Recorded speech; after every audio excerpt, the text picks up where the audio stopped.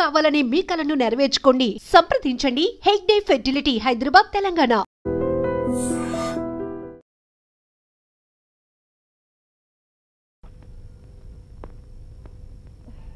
yes madam. tell me your dream Sydney Sheldon book వచ్చిందా? Sorry madam, stock వచ్చి రాగానే అయిపోయింది. oh shit, ఓ copy ఉంచమని చెప్పాను కదా. సారీ అండి. Hello miss, just a moment please.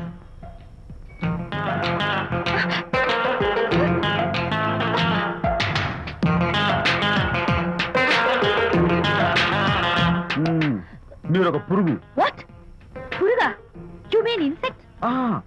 మీరు ఒక పుస్తకాల పురుగు అంటున్నాను, రైట్? మీ కళ గురించి చెప్పండి. టెల్ మీ యువర్ డ్రీమ్స్ అని సిడ్నీ షెల్డన్ రాసిన పుస్తకం కోసం మీరు ఈ షాప్కి వచ్చారు. స్టాక్ లేదన్నారు, దాంతో మీరు డిసప్పాయింట్ అయ్యి వెళ్ళిపోతున్నారు, అవునా కదా? మీకెలా తెలుసు? మాకింకా చాలా తెలుసు. నేనే మాట్లాడాను. మరి మీ లిప్ కదలేదేంటి? లిప్ కదలకుండా మాట్లాడడం నాకున్న special decoration. You mean ventriloquism? Yeah, ventriloquism. Okay then, నేను ఆ బుక్ కోసం వచ్చాను. మీకెలా తెలుసు? ఫేస్ రీడింగ్ అంటే మీ ఫేస్ ని స్టడీ చేసి మీ మనసులో ఏమనుకుంటున్నారో చెప్పేది. అయితే ఫేస్ చూసి అవతల వాళ్ళు ఏమనుకుంటున్నారో మీరు చెప్పగలుగుతారా? యా, నాకున్న స్పెషల్ డెకరేషన్ అదే. ఫర్ ఎగ్జాంపుల్, ఈ క్షణంలో మీరు నా గురించి ఏమనుకుంటున్నారో చెప్పమంటారా? యా. వీడికి ఫేస్ రీడింగ్ రాదు, పాడు రాదు. నేను ఓ పుస్తకం కొనడానికి వచ్చానని ఎలాగో తెలుసుకుని నాతో పరిచయం పెంచుకోవడానికి ఈ వ్యధావేషాలు వేస్తున్నాడు అని అనుకుంటున్నారు కదా, అవునా? ఇప్పుడైనా ఒప్పుకుంటారా నాకు ఫేస్ రీడింగ్ వచ్చని? You're really great. Thank you. మీ కాంప్లిమెంట్ కి నా gift. Tell me your dreams. Take it please. Thank you very much. It's okay. Miss Shanti, నేనే పిలిచాను. అన్నట్టు నా పేరు మీకెలా తెలుసా? అదే నాకున్న ఎక్స్ట్రా డెకరేషన్. ముందు నుంచి చూసి భావం, వెనక నుంచి చూసి నామం చెప్పగలను. వావ్. బై ద వే, నాకు ఈ ఇన్స్టెంట్ ఫ్రెండ్షిప్స్ అవి నచ్చవు. సో ఇక మీద మన పరిచయం డెవలప్ కాకూడదని, మనం మళ్ళీ మళ్ళీ కలవకూడదని కోరుకుంటాను. బాయ్. ఇంకో విషయం చెప్పడం మర్చిపోయాను. ఇక నుంచి మీరు నా గురించి అస్సలు ఆలోచించద్దు. ముఖ్యంగా రాత్రి 10 గంటలకి అస్సలు తలుచుకోవద్దు, చాలా డేంజర్. రాత్రి 10 గంటలకి.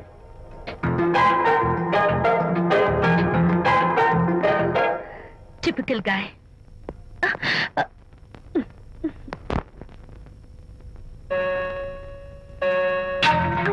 చూడండి, ముఖ్యంగా రాత్రి 10 గంటలకి అస్సలు తలుచుకోవద్దు. తలుచుకోను, అస్సలు తలుచుకోను.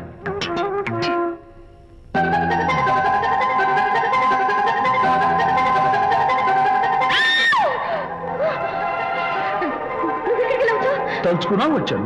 నేను తలుచుకోలేదు. ఇన్ఫాక్ట్ తలుచుకోకూడదని గట్టిగా అనుకున్నాను కూడా. తలుచుకోకూడదు అనుకుంటూనే తలుచుకున్నాం, అందుకే వచ్చాను. అయ్యో ప్లీజ్ ప్లీజ్ వెళ్ళిపో. మా అమ్మ నాన్న చూసారు, చాలా డేంజర్. ప్లీజ్. అది కూడా చెప్పారా తలుచుకోవద్దు డేంజర్ అని? No, I can't help it. అయ్యో ప్లీజ్ ప్లీజ్ వెళ్ళిపో. వెళ్ళు, వెళ్ళమంటుంది. వెళ్ళు వెళ్ళు వెళ్ళు. వెళ్ళమంటుంది. మాయ్, ఎవరిని వెళ్ళమని చూస్తున్నావు? అక్కడ ఎవరు లేరు. అయితే అంతా నా భ్రమ? ఇలాంటి పిచ్చి పిచ్చి భ్రమలు వస్తాయనే ఆ ఇంగ్లీష్ నవల్ అవి చదవదంటాను. డాడీ, ఇవాళ నాకు ఒక young dynamic and charming pillow కనపడ్డాడు. మన ఫేస్ చూసి మనం ఏం ఆలోచించుకుంటున్నామో చెప్పేస్తున్నాడు. నేనేం బుక్ అనాలనుకుంటున్నానో అది కూడా చెప్పేశాడు. అంతేకాదు, రాత్రి 10 గంటలకి నన్ను తలుచుకోవద్దన్నాడు. నేను తలుచుకున్నాను, వచ్చేసాడు. నేను నమ్మను గాక నమ్మను. లేకపోతే మన మొహం చూసి ఏం ఆలోచిస్తున్నావో చెప్పడం ఏమిటి? నా మొహం, నీ మొహం. నా కూతురు చెప్పిందంటే అలాంటి వాడు ఉండే ఉంటాడు. నువ్వు వెళ్ళి పడుకోమ్మా.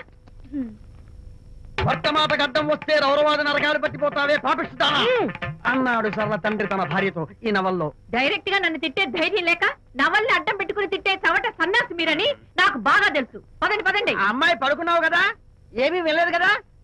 అమ్మాయి వెళ్ళలేదు కాబట్టి నేను ఏమి అనుకోను. హలో, నేను విషయం మాట్లాడుతాను. బాబు, అనితమ్మ గారిని ఆ తాగుబోసచ్చినోడు తోసేశాడు. ఏమైంది? అమ్మగారు కింద పడిపోయారు. బాధతో మెలికి తిరిగిపోతున్నారు. ఓ మై గాడ్, నాకు చాలా భయంగా ఉంది బాబు. మీరు తొందరగా రండి బాబు. నేను వెంటనే బయలుదేరి వచ్చేస్తాను. ఈ టైంలో ఎక్కడికండి? అనిత కింద పడిపోయిందంట. నేను వెంటనే దగ్గరుండి హాస్పిటల్కి తీసుకెళ్ళాలి. వేరే ఎవరైనా తీసుకెళ్తారండి. ఇప్పుడు మీరు వెళ్ళొద్దు ప్లీజ్. అర్థం లేకుండా మాట్లాడుకో.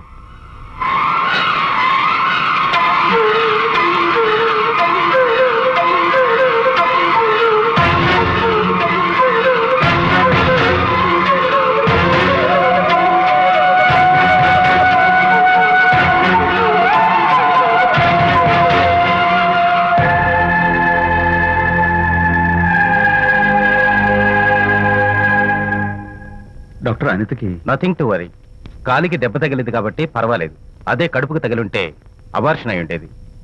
Thank God. Anyhow she's lucky. చూడండి, నెలలు నిండుతున్న కొద్దీ మీరు మీ షీస్ మై ఫ్రెండ్ డాక్టర్. అలాగా.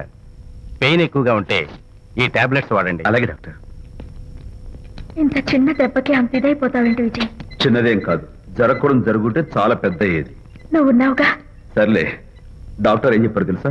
నువ్వు పిచ్చి పిచ్చి ఆలోచనలు పెట్టుకుని మనసు పాడు చేసుకోవద్దని, ఎప్పుడు సరదాగా ఉత్సాహంగా ఉండాలని, కష్టమైన పనులు ఏమీ చేయకూడదని, బాగా రెస్ట్ తీసుకోవాలని, సమయానికి మందులు వేసుకోవాలని, మంచి ఆహారం తీసుకోవాలని, జ్యూసెస్ తాగాలని, ఎక్సర్సైజ్ చేయాలని. ఇవన్నీ డాక్టర్ గారు చెప్పుండరు, నువ్వే కావాలని చెప్తున్నావు కదా. అఫ్ కోర్స్, ఇందులో డాక్టర్ చెప్పిన కొన్ని, నేను కల్పించి చెప్పిన కొన్ని. ఈ డెకరేషన్ అంతా ఎందుకో తెలుసా? నా కొత్త ఫ్రెండ్ కోసం. కొత్త కొత్త ఫ్రెండా? నేను కాకుండా?